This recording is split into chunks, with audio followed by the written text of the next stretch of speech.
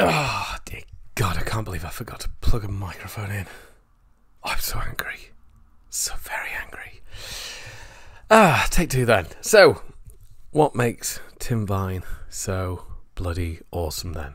So, had an overwhelming response to the thing in the group about which comedian you would like me to feature, and the massive winner, by 2 votes in total, was Tim Vine. So let's have a look at what makes Tim Vine good. I'm just going to play a clip. This is obviously one you can find on YouTube. I hope it's okay to actually borrow YouTube clips for the purposes of talking over, but we'll if I'm taken away in handcuffs, then please come to my defence.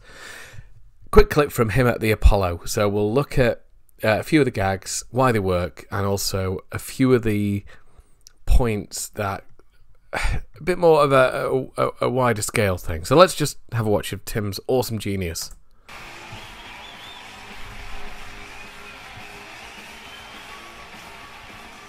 Good evening.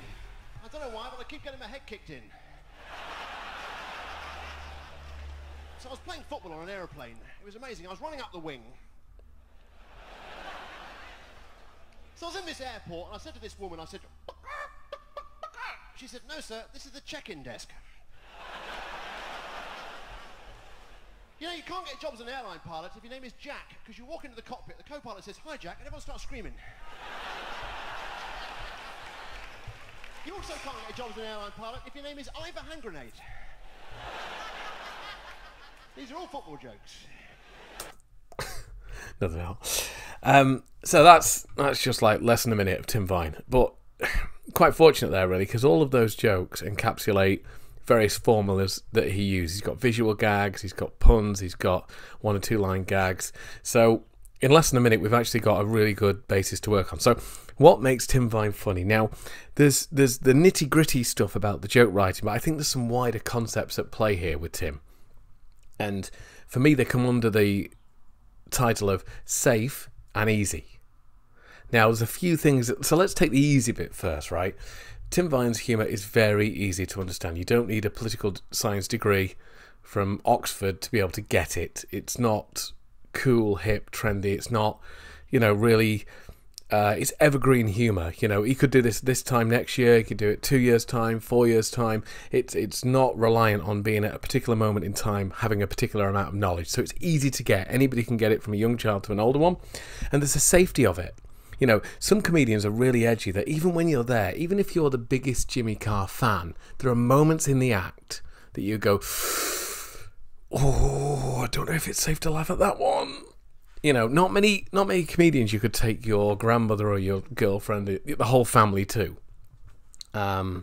So Tim Vine is really safe like that. And I think that's an important thing to think about, because comedy clubs really work hard at putting the audience in an environment where they feel safe to laugh. And that sounds ridiculous. You'd think the main thing would just be a comedian at stage, but it's not. They gear the room, they set it up, they put the chairs closer together, they put the audience in the dark so that you almost feel safe to laugh. You don't feel self-conscious. You don't feel like you're part of 100 people laughing. You just feel like it's you and the comedian.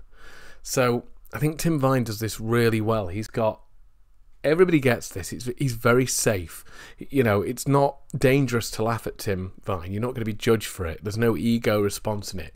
With a lot of comedians, it's cool to follow them, or cool to get this joke, or not cool to get that one. But Tim Vine's safe and easy, and I think that's one of the things that really makes him funny. The barriers are down. It's what you're getting, as you do with a lot of comedians. But even though, if you go and see Frankie Boyle, there's going to be moments when you go, oh, I don't like that. So Tim Vine, safe and easy. I think those are the 2 key concepts before we even get down to the joke writing. And obviously with the joke writing, you've got the 2-line gags, the da-da-da-da-da-da, da-da-da-da-da-da kind of rhythm. And you've seen it there. So I played football on an airplane. I was running down the wing. It's like every child's joke book ever. And what I think really makes this funny is there's no fluff. Because you're writing these jokes, I'm playing football on an aeroplane, so there I was running down the wing. Every part of those lines, every single word is needed, otherwise it would change the concept. He's not saying, So I was playing a sport on an Aer Lingus fighter jet, Aer Lingus jet. It was the one with the round ball, and me and my mate Dave were kicking it around, and and similarly the punchline isn't, so I was running on the southwest wing and running really fast. It's just I was running along the wing. So I think these jokes work well when there's no gap between the setup and the punchline. It's just, this is the kind of humour that works in the most simplest form. Setup, punchline. It's normally 2 lines. It doesn't have to be. You've got like, Jimmy Carr does this. He does setup and punchlines in the same line. So he'll have the gag of, throwing acid is wrong in some people's eyes. And it's just one line, but he's just put the pause in. There's still the distinct setup and punchline. And if you're new to writing gags, this is a great place to start because it's very easy. Tim Vine just takes one thing that doesn't have any humour in it at all, running along the wing, and then says, what would make this funny? And essentially all he's doing is, right, what else has wings? You could say I was playing football on an inflatable chicken, so there I was, running along the wing. You could say I was playing football on Paul McCartney's chest, so there I was, running along the wing. The same line can have numerous gags, and you can almost you see how the gag was created. That's what I like about these, and that's why it's a great place to start. You just come up with any old line, any old maxim, grab any sentence. You can do a bird in the hand is worth 2 in the bush, and just look at those bits. You could do a stitch in time saves 9, any of those general maxims, or if you want to do it for your business, pick out your website copy, pick out your slogans, your taglines, the things you write down, the key phrases you use in your 60-second pitch, and break them down. Look at each word. Is there another way that the word wing applies? Is there another word? Is there another meaning of the word light, fast, hard, that kind of thing? Pick out words and say, what could I do with that would create a bit of a pun? So you can do that, and that really works. The other thing he does is, aside from wordplay, is you can see with the chicken thing. Sorry, this is the check-in desk. He's basically just found a rhyme of check-in and chicken. What would happen if what does this sound like?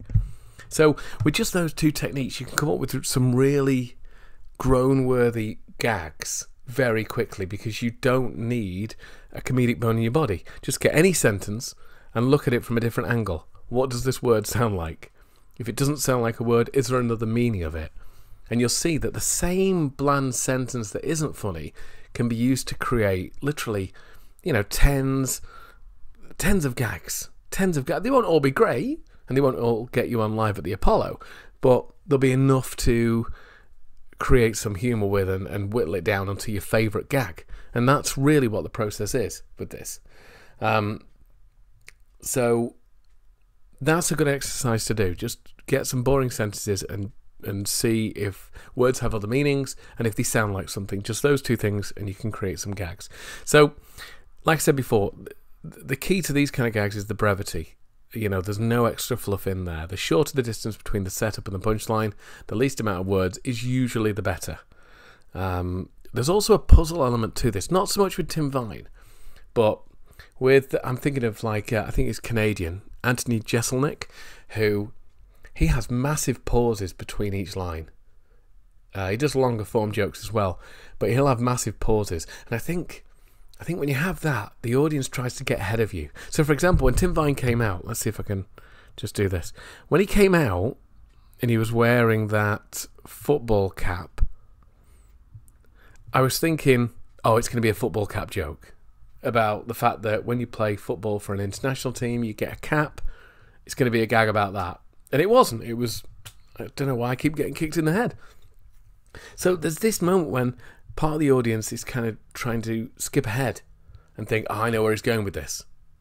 And then you find out that he's not. He's changed it in a completely different direction. So you still get the surprise, even though you know there's a surprise coming. It's like a magic trick, really. You know you're going to get fooled. You're not sure how, you're not sure when, but you know it's coming, and you're trying to second guess where it's going to happen.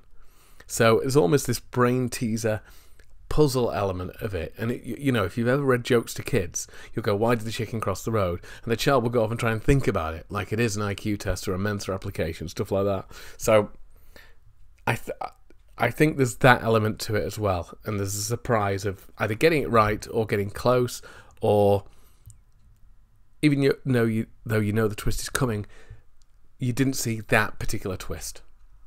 So I think there's a few elements that go into that make it really funny. If you want to do this for yourself, dead easy, like I said before, just get some old sentences, any old sentences, and work through them. Look at each individual component and say, how is this funny? You know, live at the Apollo. You know, well, what's the Apollo? It could be the moon thingy. It could be the space shuttle. You could make a play on the word with live. It could be live at the Apollo, and then, you know, Tim Vine on the stage with all his bedside lamp, sleeping bag. And, you know, just any combination of words you can put a play on words with. So either come up with a different meaning for the word, or come up with a different sound alike for the word, and have a play with it. Really do, because it's the most basic way of writing jokes there is. And they won't all be gold, and that's fine. Just brainstorm, just get into the habit of doing it. And like I say, if you want to do this for your business, do it with the words on your website. You know, you don't have to look far. You've probably got brochures, you've got business cards, you're tripping over them, using them as coasters. Take the words on there, play around with them, and just come up with gags. Even if you don't use them for anything, just the exercise of coming up with gags is really useful.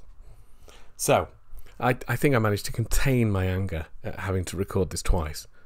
Just. If you've got any other comedians you want me to feature, or if you've got any questions, let me know in the group, and I'll try and remember to plug my microphone in first time next time.